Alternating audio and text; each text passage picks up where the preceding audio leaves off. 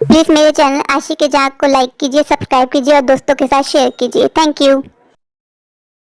ये घर है सविता देवी का। इस घर में वही राज करता है जो सविता देवी के दिल में उतरता है। करिश्मा बहू, करिश्मा बहू। एक तो ये लड़की कभी नहीं सुनती, आवाज दे दे के थक जाती हूँ। सुनती नहीं है, पता नहीं कहाँ घुसी होती, कब खाता है इसको मैंने कि मेरे घुटने की मालिश कर दे। मेरे घुटने बहुत तकलीफ हो रही है, लेकिन है ना एक नंबर की कामचोर, घुसी भी होगी अपने कमरे में। कभी नहीं सुनती। इसके शौहर को आए तो आज उसकी क्लास लगवाऊं। माँ क्या हो गया, क्यों गुस्सा करिए? लो माँ, मुझे सैलरी मिली थी, तुमने पैसे मांगे थे ना। ख्याल आ गया माँ को पैसे देने का। कब कहती हूँ तुम दोनों भाइयों को निकम्मो, मुझे वक्त पे पैसे दे दिया करो, लेकिन नहीं, अपनी बीवी की फरमाइशें जो पूरी करनी होती। पूरे दिन काम करती हूँ फिर भी सासू माँ गुस्सा करती रहती है। पूरे दिन मुझे कुत्ता बना के रखती है। सुबह उठने की देर होती है, 1 मिनट नहीं छोड़ती है, फिर बोलती है मैं काम चोर हूँ। अगर मैं काम चोर हूँ फिर काम क्या खुद करती है? खुद तो हिलती भी नहीं है। पूरे दिन इनके भी काम करो और इनकी बेटी के भी। एक तो इनकी बेटी भी ऐसी है, एकदम काम चोर, बिल्कुल अपनी माँ पे गई है। सासू माँ उन लोगों में से है जो बहू और बेटियों में फर्क करती है। बहू को कैसे नौकरानी बना कर रखा, बेटी को कैसे हाथ का छाला बना कर रखा। आ जाएगी इनकी बेटी, अब आ जाएगी महारानी अपनी फरमाइशों की लिस्ट लेके। भाभी ये बना दीजिए, भाभी वो बना दीजिए। भाभी क्या हो गया? डाइनिंग में बैठे बैठे थक गई हूँ मैं।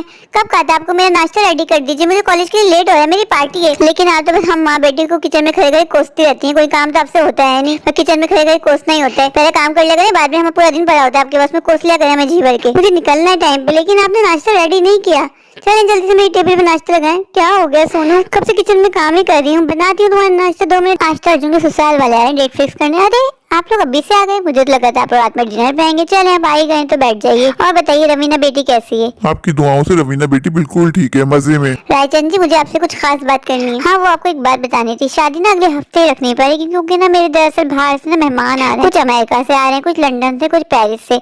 तो शादी तो अगले हफ्ते रखनी पड़ेगी। और हाँ एक बात तो मैं आपको बताना भूल गई, लेन देन में कोई कमी नहीं होनी चाहिए। मेरी ना बहुत इज्जत है, मेरी नाक नहीं कटनी चाहिए, वरना अच्छा नहीं होगा आप लोगों के लिए। अरे वाह, इन लोगों ने तो मेरी उम्मीद से कहीं ज्यादा गिफ्ट दे दिए। चलो अच्छा है, मेरी तो इज्जत ही बढ़ेगी, वरना मैं कहाँ कभी किसी से कुछ मांगती हूँ। जो दे देते हैं खुशी से ले लेती हूँ। चलो अच्छा है, सब देखेंगी तो मेरी तारीफें ही होंगी, मेरी वाहवाही होगी, और अर्जुन तो खुश हो जाएगा तो सारा सामान देख के। रवीना बहू कहाँ हो? रवीना बहू नहीं उठा जाता जल्दी, सब कहते हैं उठ जाओ, नहीं उठती भाई। मैं रात में सासू माँ मैं नहीं आऊंगी। एक तो सासू माँ मुझसे सब कुछ करवाती है, नहीं कि रवीना को भी काम पे लगाए। पूरे दिन मुझे किचन में लगा के रखती है, ये कर दो वो कर दो, और अपनी बहू से कुछ नहीं करवाती। हाँ भाई मैं गरीब जो ठहरी, पहले मैके में जल्ल होती रही, अब ससुराल में। क्या किस्मत पाई है रवीना ने। सही कहते हैं लोग, ससुराल में वो ही बहू राज करती है, ढेर सारा जहाज लेकर ससुराल आती है। अरे तुम आ गई, बैठो बहू, अभी रुक जाए, मैं शॉपिंग करके आई, थक गई हूँ। आप दोनों मुझे इतना घूर घूर के क्यों देख रही हैं? कहीं आप लोग की नजर मेरे शॉपिंग बैग्स पे तो नहीं? नहीं नहीं बहू, हमारी नजर तुम्हारी शॉपिंग बैग्स पे क्यों होगी? रवीना मैं पाँव साइड पे कर लो, मुझे पोछा लगाना है। भाभी मैं बहुत ज्यादा थक गई, मुझे 1 कप चाय पिला देंगी? तुम देख रही हो ना मैं पोछा लगा रही हूँ। भाभी मैं इतने प्यार से आपसे कह रही हूँ पिला दीजिए 1 कप चाय। सुबह से शॉपिंग करने गई तो दरअसल मैं थक गई हूँ। तुम खुद जाके नहीं बना सकती? तुम्हारे हाथ में मेहंदी लगी हुई है, तुम्हें दिख रहा है कि पोछा लगा रही हूँ, फिर भी तुम मुझसे बोल रही हो। अम्मी देखिए भाभी को कितनी जबान चला रही है रवीना भाभी से। ओहो भाभी 1 कप चाय के लिए आप मुझे इतना सुना रही है? आप जैसे नौकर तो मेरे घर में यूं ही घूमते हैं। मैं चाहूँ ना आपके घर वालों को भी खरीद सकती हूँ। नेक्स्ट टाइम ना मेरे मुंह लगने से पहले 100 बार सोचिएगा। आप पिला देंगे तो कुछ हो जाएगा? आपकी कमर टूट जाएगी। बहू कहा है ना मैं जाके सबके लिए चाय बनाऊँ, एक लफ्ज ना सुनूं मैं, वरना अच्छा नहीं होगा तुम्हारी सेहत के लिए। चलो जाओ जाके चाय बनाओ सबके लिए। हाँ मैं भाभी ज्यादा ही बोलने लग गई है आजकल, बहुत जबान चलने लग गई, इनको टाइट करे। हाँ मैं भी यही देख रही हूँ, बहुत ज्यादा इसकी जबान चलने लग गई है। कल करेगी सुबह के पूरे घर का काम, फिर पता चलेगा इसको मेरे सामने बोलने का नतीजा। बहुत बोलने लग गई है, चलो जाओ यहाँ से। मेरे सामने बोलेगी, हिम्मत है? आप लोग के झगड़े में ना पढ़ने का मुझे कोई शौक नहीं है। आप लोग लड़ते रहे मरते रहे। सासू माँ मैं कमरे में जा रही हूँ, मेरे लिए गर्म चाय की प्याली भिजवा दीजिएगा। हाँ बहू तुम जाओ, इसको टाइट करना पड़ेगा। अम्मी कैसी बातें कर रही थी आप लोग भाभी से? क्या गलत बोला मैंने? अम्मी अच्छी बात नहीं है, भाभी साहब पूरे दिन काम करवाती है और 1 कप चाय बनाने को भी उनको बोलती है। लग रहा है आप लोगों की वो पोछा लगा रही है, फिर भी आपने उनको बोल दिया। वो नहीं बैठी हुई, आप करवाए अपनी बेटी सोनू से काम, या बोले रवीना को वो कोई नवाब की बच्ची है कि आके काम नहीं करेगी? अम्मी मुझे तो समझ में नहीं आता आप रवीना से इतना क्यों डरती हैं। रवीना के बाप ने ना जहर देके आपको मुंह बंद करवा दिया, इसलिए आपको रवीना को कुछ दिखता ही नहीं है। उससे भी काम करवाएगा जिस तरह भाभी से करवाती है।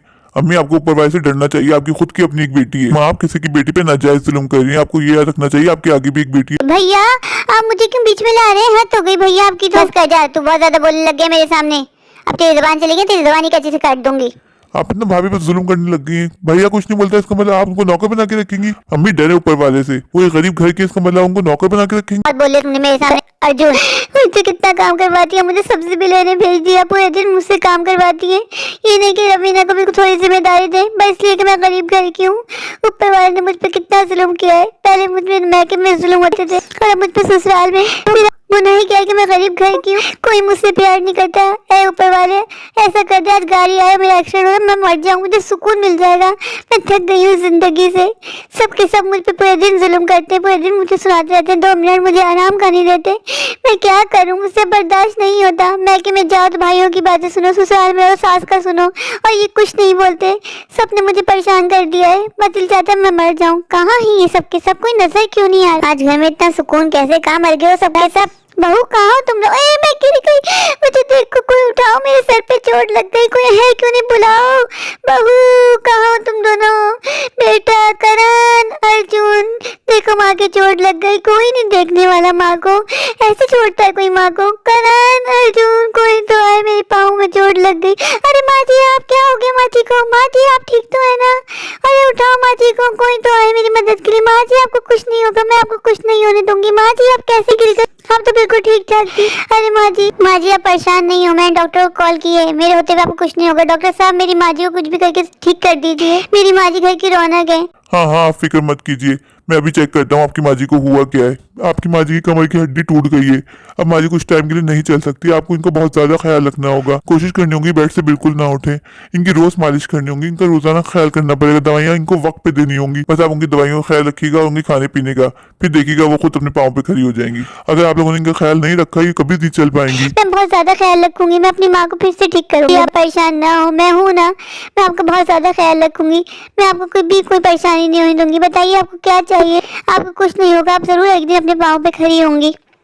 मैं आपके लिए फ्रूट्स लेके आती हूँ। ऊपर वाले मेरी माँ जी को ठीक कर दे। क्या हो गया माँ जी को? मैंने कभी माँ जी के लिए ऐसा नहीं चाहा था, उनको मैंने हमेशा अपनी माँ माना, और आज उनके साथ ये हाल हो गया। मैं माँ जी को 1 मिनट भी नहीं छोड़ूंगी। कितनी अच्छी है करिश्मा बहू, मैंने कितना गलत किया इसके साथ, और ये मेरा कितना ख्याल रख रही है। तुम जानती हो मेरी सास गिर गई और उनकी कमर टूट गई, और डॉक्टर ने बोला उनका ख्याल रखना पड़ेगा। भाई मैं तो नहीं कर सकती उनका ख्याल यार। मैंने सोचा मैं अम्मी के यहाँ चली जाऊँ, कौन रखेगा सासू माँ का ख्याल?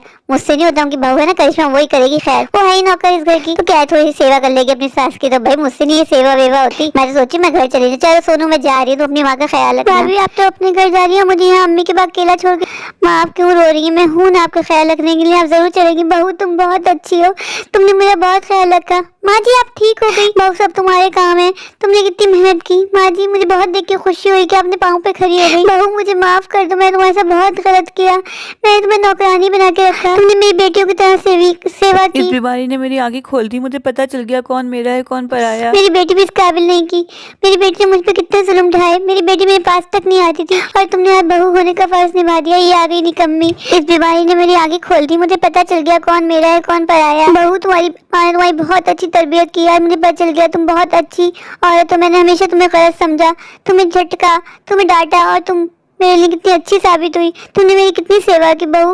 आज से ही चाबियां तुम्हारी हुई, अब से घर की जिम्मेदारियां तुम्हारी हुई बहू। मैं तुम लोग को जायदाद में 1 रुपया भी दूंगी। लो बहू आज से घर तुम ही संभालोगी, तुम इस घर की अब से मालकिन हो। माँ जी आप ऐसी बड़ी जिम्मेदारी मुझे दे रही। हाँ बहू तुम ही हो जो मेरे पीछे जिम्मेदारी को संभाल सकती, बाकी सबके सब निकम्मे। मैंने देख लिया जब मेरी तबियत खराब थी कोई मेरे पास नहीं आया, किसी ने मेरा ख्याल नहीं रखा, बस तुम ही थी जिसने मुझे ठीक किया। मुझे पता चल गया मेरे घर का ख्याल सिर्फ वैसे तुम ही रख सकती हो। तुम बहुत अच्छी हो, मुझे माफ कर दो बहू। अगर ये कहानी आपके दिल को छूकर गुजरी है तो प्लीज मेरे चैनल आशिक जहां को अभी जाके सब्सक्राइब कर दीजिए। Thank you.